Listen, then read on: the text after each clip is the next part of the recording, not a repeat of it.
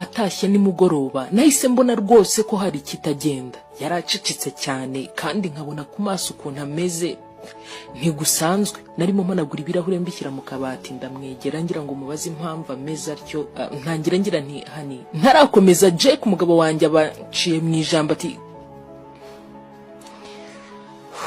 igihe kirageze ngo dutandukane. And I'm so sorry kukubwira ibi, ariko nahuye n'undi mugore turakundana kandi turifuza kubana. Nagize ngo hari ndumviranye kuko icyo ni ikintu ntari niteguye na gato mu buzima. Nabanje kugira ngo hari ibyo numvise ndi kwitekerereza ni imaginations zanjye, ariko ndebye mu maso y'umugabo wanjye nahise menya icyo avuze. Nari nzi umugabo wanjye ku buryo nashoboraga kumenya ko ambeshya cyangwa se ari kuvugisha ukuri. Nari ntarabyumva neza. Baza Jack nti, so are you leaving now? What about the children? Abana subwo biragenda bite? Use Lion, Josh, ndababwira ngo iki? Jack, nge ndumva dukeneye igihe cyo kubitekerezaho neza tukanashaka uburyo. Sinzi niba koko ari wo mwanzuro wonyine ushoboka uhari, ariko abaye ari cyo cyemezo wafashe, ndumva dukwiriye gutegura abana tukabibabwira mu buryo bwiza. Jack ati, no need Gloria, abana ni bakuru bihagije, umutari muri secondaire bazabyumva ndabizi, don't worry. Nararize.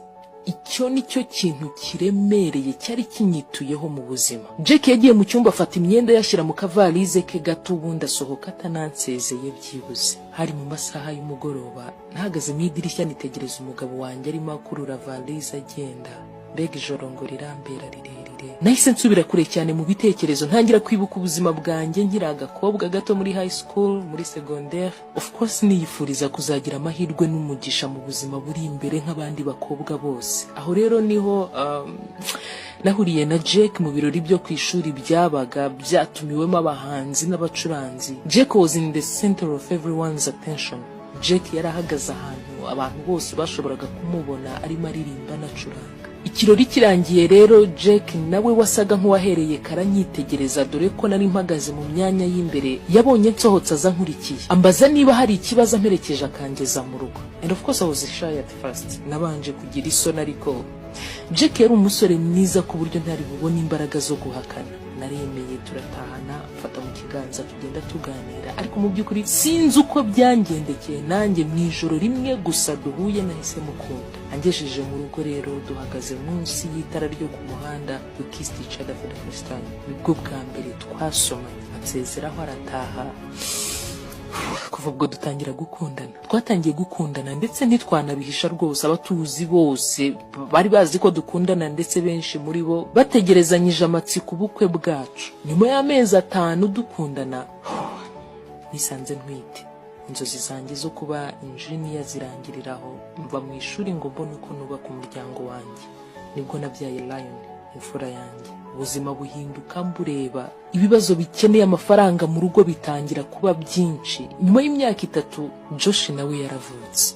Igihe cyarirukanse koko. Jack yari umugabo ukora cyane, ubwo nanjye nkaguma mu rugo nkamenya abana, nkamenya ibindi byose bikenewe gukorwa mu rugo.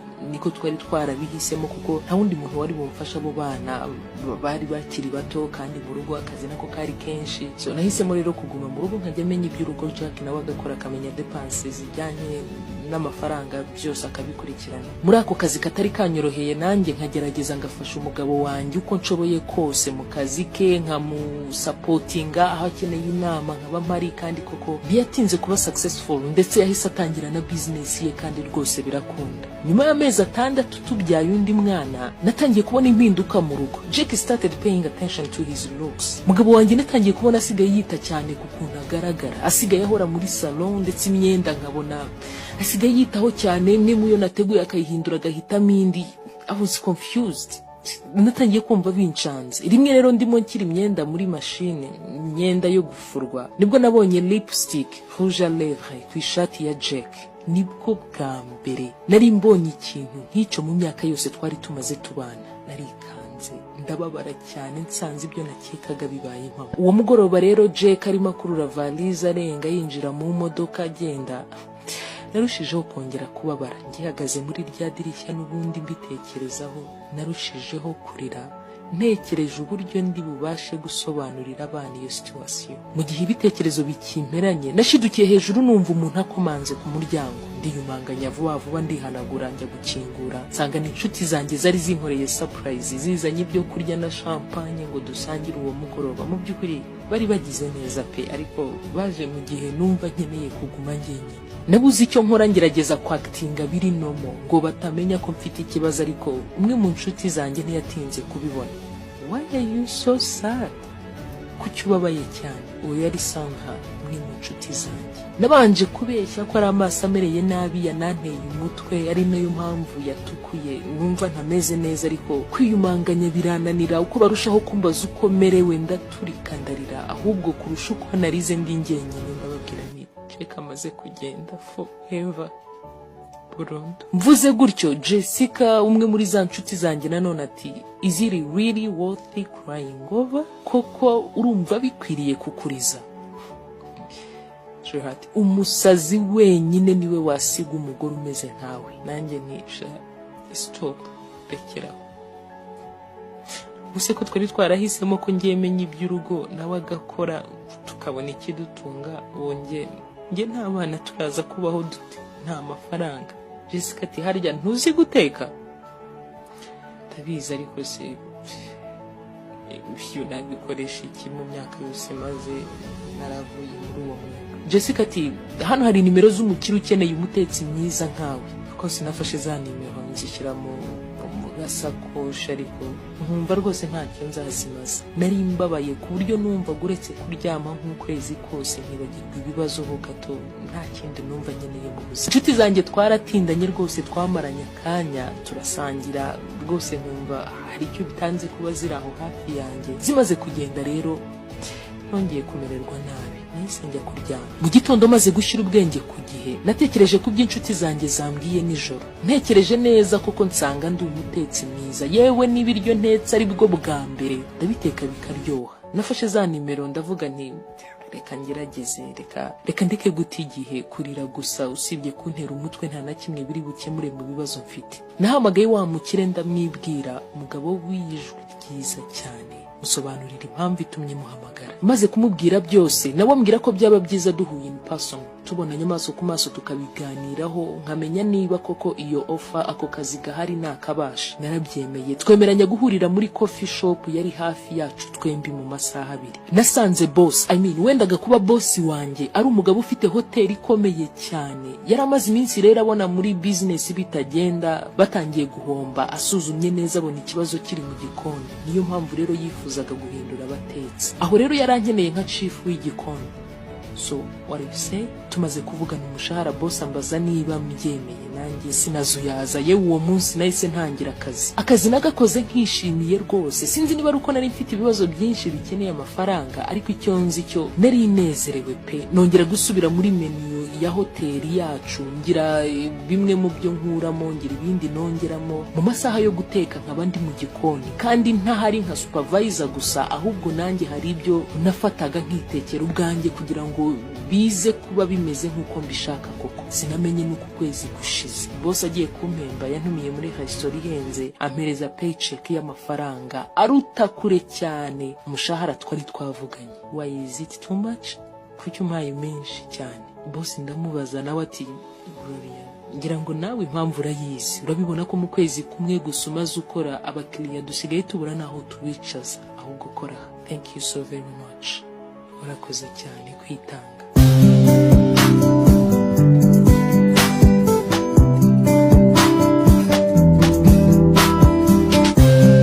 Boss yampaye ikiganza nkora mu ntoki nshimira, arangije ansoma ku ntoki. Narijejishije kamem kuko nari nkimutinya, ariko uko dukomeza gukorana no guhurira mu biro kenshi tuvugana iby'akazi, naje kubona ko boss nawe ankunda koko, kuko inshuro nyinshi nabonaga ashaka ko tugumana gato twenyine mbere yuko ntaha akambwira ngo musange muri office. N'igihe nta kintu kigaragara yabaga agiye kumbaza, mu by'ukuri nabonaga yishimiye cyane kuguma ahantu ndi, kandi nanjye byaruko. So twarakoze rero koko birakunda, ibintu biragenda, akazi kambana kenshi, yewe bigera naho nshakira personal driver, umushoferi wanjye bwite uzajya untwara mu kazi mu makuru atandukanye nabaga ndimo. Umugoroba umwe rero boss arambwira ngo Gloria, mbere yuko utabuca hano tuvugane.